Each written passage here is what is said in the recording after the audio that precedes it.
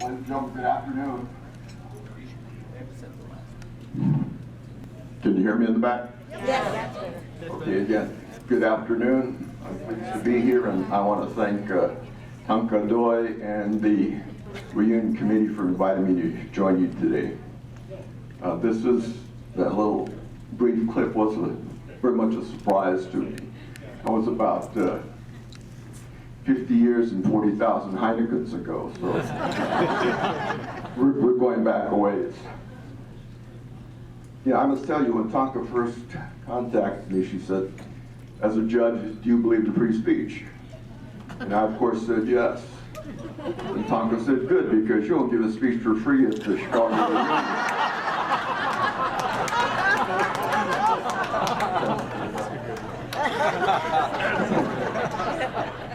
I heard because of the unanticipated late people who wanted to attend this event, the hotel was hard-pressed to find accommodations for everybody. So last night, these same man and woman who had never before met had to share the same room.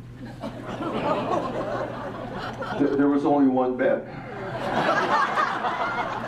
So although they were embarrassed, they were both tired and quickly fell asleep.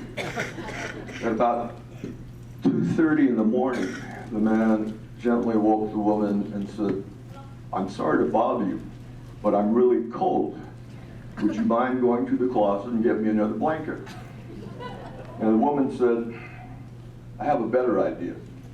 Just for tonight, let's pretend we're married. And the man said, wow, I think that's a great idea. And the woman said, good, get your own damn blanket.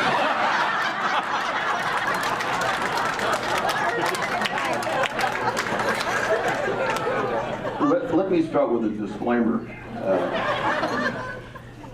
I wasn't yet 13 when we moved to California, so my reflections or recollections of Chicago are limited both by time and distance. But as you saw, my parents were East Side. They ran a small mom-and-pop grocery store on the south side called OK Grocery. There were 10 children, 3 girls and 7 boys. I was the youngest of the brood. Initially, we lived at 4414 South Berkeley, and at one point there were 3 cousins living with us. So there were 15 people in the same house that had 1 bathroom. That's where I learned to dance, waiting for my turn. Until I started kindergarten, I thought my name was Udusai, because that's what my sister Dorothy always called me. My brother Roy was in the Row Babes. I thought his name was Yogade because that's what Pop always called him. Roy had aspirations of becoming a fighter, but he had to give up his career in boxing because in his ring debut, he seriously injured both hands. The referee kept stepping on him. I remember Chicago as a great place to be a kid. There was always so much to see and do. The Museum of Natural History, the aquarium, the Museum of Science and Industry, and miles of lakeshore beaches, all readily accessible by a great rapid transit system. I remember hanging out at Morris's drugstore on the corner of Berkeley and 43rd Street, reading his comic books and drinking Green River sodas. I remember swimming at the Point, enjoying Saturday afternoon matinees at the Stony Island Theater, the Piccadilly, the Shakespeare, the Jackson Park. I remember during the holiday season, my mom taking me downtown on the L to see the amazing Christmas decorations and mechanical toys at Marshall Fields. Some of the kids I went to Shakespeare Elementary School went on to become founding members of the Blackstone Rangers. I have them to thank for making my high school track team. I got a lot of practice when you chased me home from school. Well, ladies and gentlemen, we're all familiar with different types of reunions. Family reunions, high school and college class reunions, the Okenjin kind of picnics, camp reunions, and veterans reunions. But I know of no other group of people that have reunions based on a connection to a particular city. So why is it that every couple of years, Japanese Americans from Chicago feel compelled to travel to Las Vegas like salmon swimming upstream to spawn? Let me pose one theory. In the 1850s, famed British naturalist Charles Darwin embarked upon a 3-year voyage to study the plant life and animal life on 3 continents. He was greatly influenced by what he saw in the Galapagos, a chain of remote islands in the Pacific, separated by thousands of miles from any other major landmass. Based on his research, in 1859, he published a world-changing book entitled Origin of the Species. In that book, he set forth his theory of evolution and survival of the fittest. In essence, that all living creatures have to adapt to their environment. Those that can adapt, survive. Those who cannot, perish. Now, applying that theory, I think there are 3 major areas that we should look at. 1, common traits. 2, a shared environment. And 3, let me look at this next page. Oh, here we go. The 3rd area is life-changing events. The first area, common traits, are not difficult to discern. We are all descendants of Japanese immigrants who came to these shores for the opportunity to live a better life for their family. Like every new wave of foreigners that came to America, they were confronted with racial, religious, and cultural discrimination from those who preceded them before being assimilated into the societal mainstream. In that regard, we are like the Irish, the Jews, and the Italians who came before us. And they too had to endure the same discriminatory rite of passage. But unlike them, regardless of how many generations our families have been here, the color of our skin, our eyes, and our hair set us apart from the majority of our fellow Americans. And all too often, people who seem different are treated differently. The Issei clung to the old ways with minimal interaction with the white community. The racial discrimination, cultural isolation, often self-imposed, lasted much longer than that endured by the Europeans, and to a lesser extent still persists to this day. But those challenges also help them to gain strength and have them go closer and to rely on one another. The second consideration is the environment that we grew up in. Several years ago, prominent newscaster Tom Brokaw wrote a best-selling book entitled The Greatest Generation. In that book, he paid tribute to the Americans who struggled through the poverty of the Great Depression and then went on to fight and achieve victory in World War II. But the Japanese were also here during the Depression, and their struggles were greater than the average American, for they had to endure not only poverty, but prejudice. In the America of the 1930s and 40s, Japanese could not become citizens. They could not legally own land. Restrictive covenants prevented them from living in many areas. Despite ability and qualifications, they were denied entry into many occupational professions. And in many states, it was against the law for a man of Japanese descent to marry a woman of the white race. But they worked hard. They saved their money. They purchased land, placing title in the names of their American-born children. Growing up, those young Nisei and Sansei kids lived with one foot in 2 different worlds. Raised and imbued by their parents to respect and live by Japanese values and traditions, while at the same time wanting to emulate and be a part of the white community. Every morning at school, they recited the Pledge of Allegiance. Their lunch pails were often alternated between nigiri and bologna sandwiches. But every night, no matter what, they served rice for dinner. The boys played baseball and basketball, but also had to attend kendo and judo. The girls went to school dances, but also practiced for the obo. The girls, many of them, and many boys, unhappily were required to attend Nihon Gakko, a Japanese school, on Saturdays. They went to school sock hops, but were often too shy to dance with their Caucasian counterparts. They were also afraid if they did, word would get out to their Issei parents, who would then lecture them on the embarrassment and hazards of mixing with non-Japanese. But those Nisei and Sansei kids were able to accommodate themselves to both worlds. And slowly, conditions began to improve, and they began to look forward to the future with a renewed sense of optimism. Then two catastrophic events occurred that changed the lives of every person of Japanese descent living in the United States.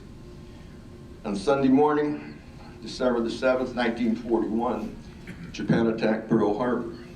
America went to war, and the Japanese Americans went into the internment camps.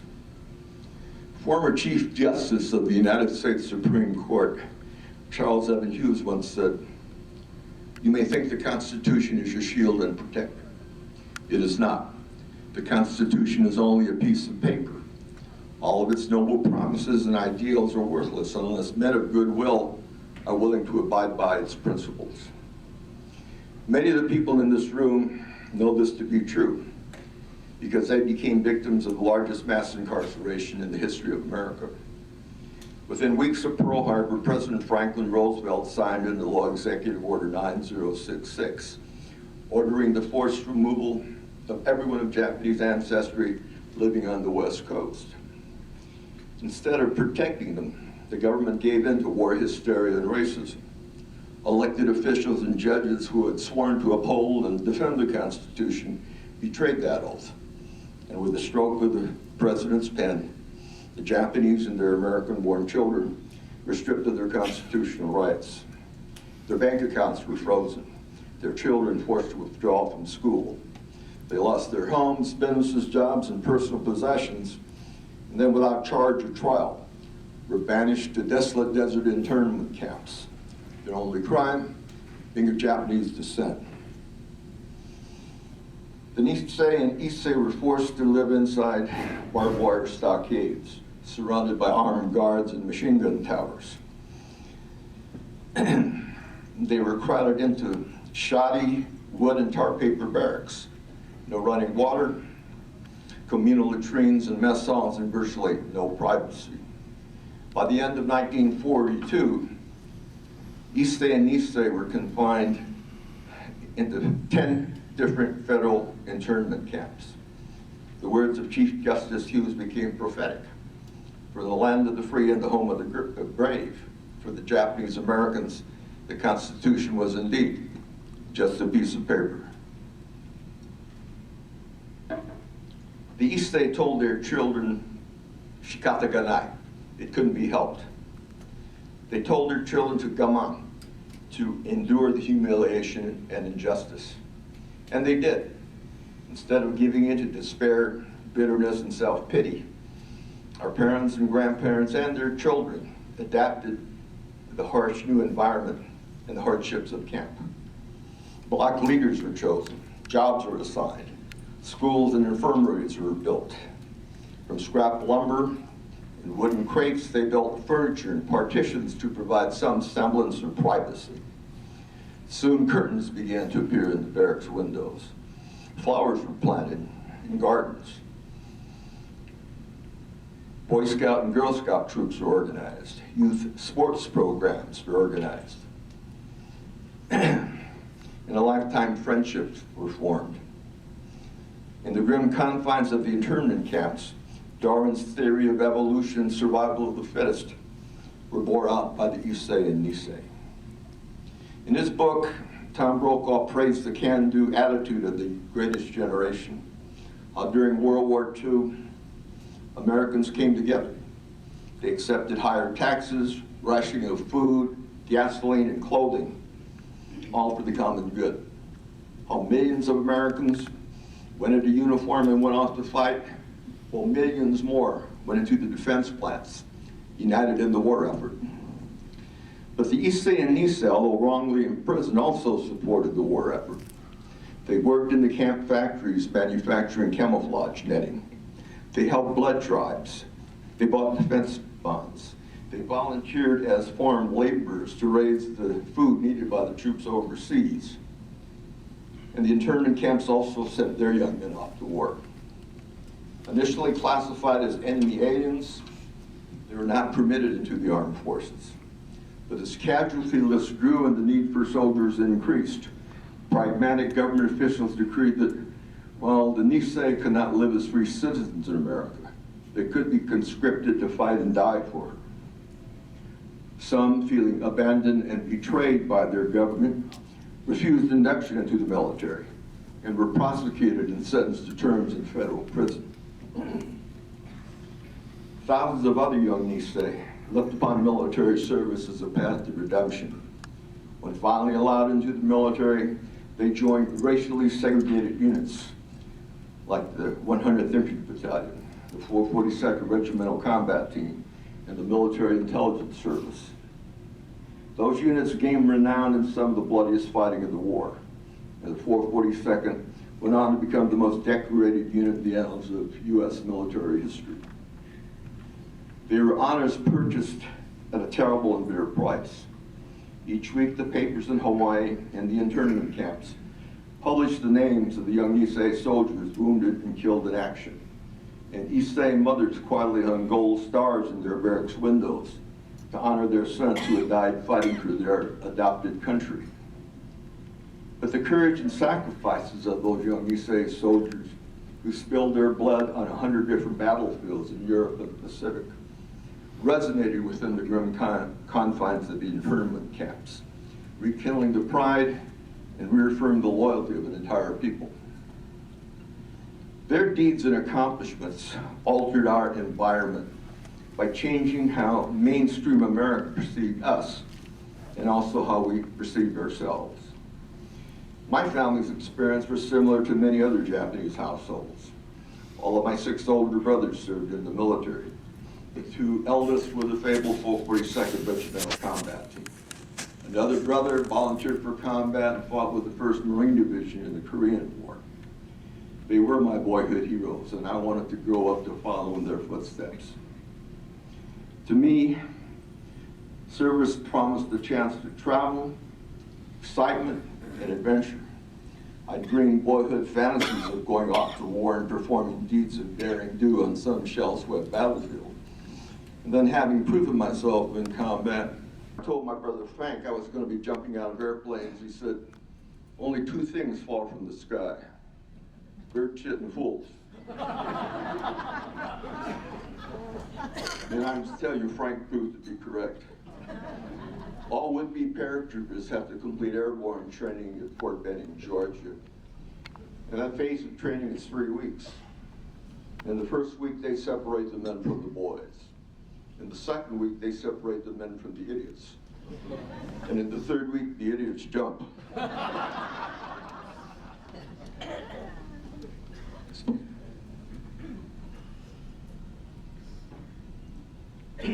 While on active duty, I made a total of 23 jumps. But later, my dad asked me if I was ever hurt on the jump. I told him no. But I did sustain injury to my voice. I strained my vocal cords on every jump because I was screaming in terror all the way down. I found garrison life in the States to be tedious and boring. The constant inspections, marching, waiting in line to get into the mess hall, waiting in line to get into the PX, waiting in line to use the bathroom again. So I volunteered for Vietnam. I received dozens of shots for diseases I'd never heard of. They issued me green underwear and malaria pills. And then after a 23-hour flight, I was in Southeast Asia. There were little things in Vietnam that commended to tourists. The veterans had a saying that gravity did not exist in Vietnam. The only reason we remained on the earth and didn't float off into space was because the whole country sucked. Now, I didn't find that to be true, but I can tell you that it was always really hot there. The jungle was full of poisonous snakes, blood-sucking leeches, malaria-carrying mosquitoes the size of parakeets, mines, booby traps, and thousands of people who I didn't even know who were trying very hard to kill me. After 12 months in combat, having been wounded several times, I had had my fill of adventure. I knew I had used up my ration of good luck in that I was a fugitive from the law of averages. So when my tour was finally up, I took my discharge and gleefully left for home in civilian life. I now live in a house with 3 bathrooms. In World War II, and in Korea, and in Vietnam, Japanese American soldiers forged an unparalleled and proud record of military service. That warrior tradition of courage and commitment is another trait shared by the Japanese Americans from Chicago. Ladies and gentlemen, it's been said that the mark of a true champion is the ability to take a punch, be knocked to the ground, then get up and continue to fight. That too is a shared characteristic of our parents and grandparents. With the end of World War II in 1945, after 3 years of confinement, our families were finally released from the internment camps. Most chose to return to the West Coast to try and pick up the pieces of their pre-war lives. Others, with nothing to go back to, headed east for the promise of jobs in the Midwest and East Coast. But no matter what their ultimate destination, they all arrived destitute. During the war, they lost all their worldly possessions. Eventually, through the late 40s and early 50s, over 20,000 Nikkei relocated to Chicago, clustered mainly on the north and south side for mutual support and protection. The Issei were in their 40s and 50s and faced the devastating task of having to start their lives all over again. There was still a lot of residual hostility toward the Japanese. Because of the years in the camp, they had no credit history and no collateral, so banks refused to make them loans. So they formed their own credit unions, worked hard, and took whatever menial jobs they could get. And once again, in Chicago, they persevered and were able to adapt, and this time to an alien urban environment.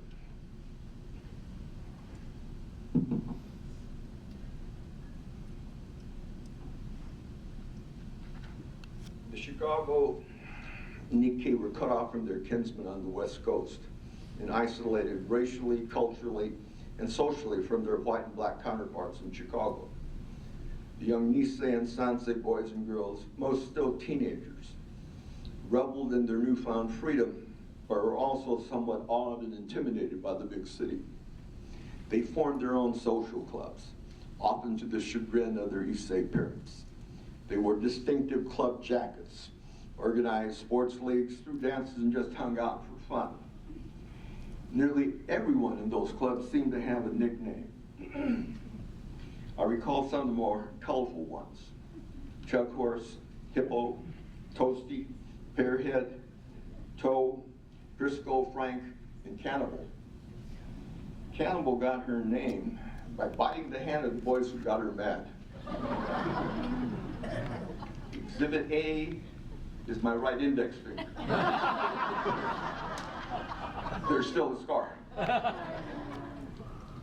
Those club members were supportive and fiercely loyal to one another and formed bonds of friendship that continue to this day. Over time, perseverance and diligence were rewarded. They got better jobs. They got promotions and rose to management positions. They started their own businesses and sent their children to college in greater numbers than the average American family.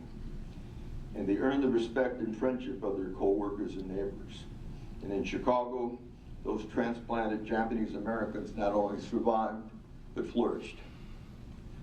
All these things, good and bad, have helped mold and shape us into the people that we are, and support the thesis that we have evolved into a distinct species of life. We gather at these reunions to celebrate that uniqueness, to reconnect with old friends, recall memories of bygone days in the old neighborhood. They were great times, or maybe they just seemed better because we were young then. But regardless of age, or where we now live, or what we now do, we are members of the same tribe.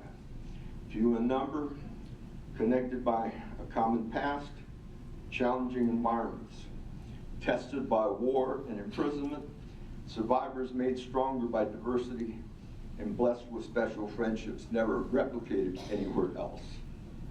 So to Mr. Tom Brokaw, I say, the Issei and Nisei are truly part of America's greatest generation.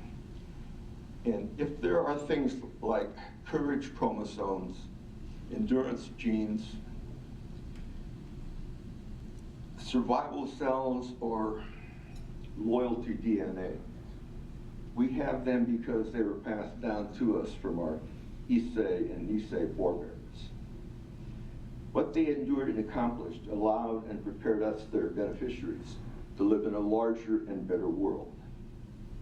This is our inheritance, and I think helped explain why we have these Chicago reunions. So once again, my thanks to Tom Godoy and to the reunion committee for inviting me to join you today. To all here, but especially to the Chicago folks, I wish each of you good health, good fortune, and Godspeed. Ladies and gentlemen, thank you for your attentiveness, and I bid you good afternoon.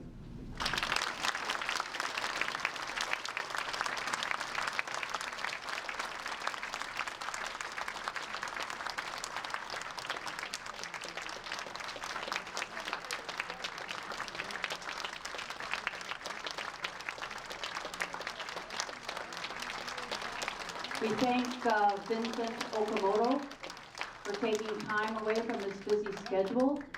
My brother reminded me that I neglected to speak about his accomplishments. What makes a combat hero? For the record, and this is talking about him, a Distinguished Service Cross, our nation's second highest award for valor, Silver and Bronze Stars for bravery, and the Vietnamese Cross of Gallantry are among his collection of 13 combat decorations. He also is in the Ranger Hall of Fame. He has written, and I have to thank Dick Obayashi, who owns Gardena Bowl Restaurant. Has anybody been to Gardena Bowl? Yay! Me and others who were eating there that day to this book. And I took the book and I gave it to friends who served in Vietnam, and I thought, oh, well, I'll try to read it. I could not put it down. It was,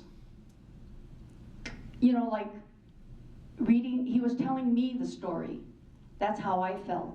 He was telling me the story, and I understood how he felt. I even, when the men were killed at certain points, they were like my friends. He gave me that sense. He wrote this book. He does have now, I asked him to bring some books to sell to you if you are interested, because I know that you're going to enjoy it. He will autograph it, take a picture with you, no extra charge. But really, honestly, I swear, I could not put the book down. And every person that I gave it to, in particular, people who served in Vietnam, all said it was a wonderfully written story. Does anybody have a question for Judge Okamoto? $10 a question. Oh, $10? $10 a question. Oh, per book, really? Oh my gosh. You know, my friend went on Amazon and they said it was $50. We're among friends. $10, you know what? Let's start the line. $10. Wonderful. Thank you very much. Does anybody have a question? Yes.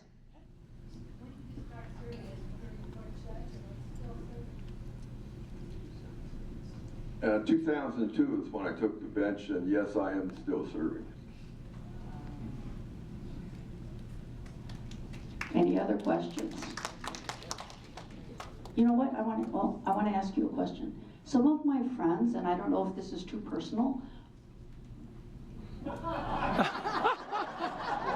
doesn't want to use it.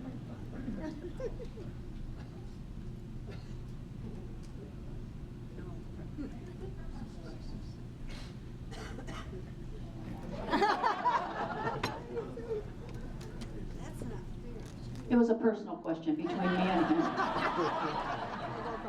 I asked him to have a drink with me later. Okay, so if there are no other questions, I know that Vincent, he's suffering from a little pain in his leg, and I think maybe he was shot in his leg or something. That's why it's hard for him. So we're going to start, have a little table here with this book, so if anyone is interested in purchasing at a great deal, because my friend said it was $50 on Amazon, he is selling it for $10 with an autograph. Also, the raffle ladies wanted me to tell you, as long as you're coming up and buying a book, the 50-50 is up to your share, $385. So it's like $780 something. We're splitting 50-50. What? $418 is the split. So if you win the 50-50, you get $418. Okay, but we're still collecting. So I'm going to set up a table. Let me take the glass. Oh, you ready?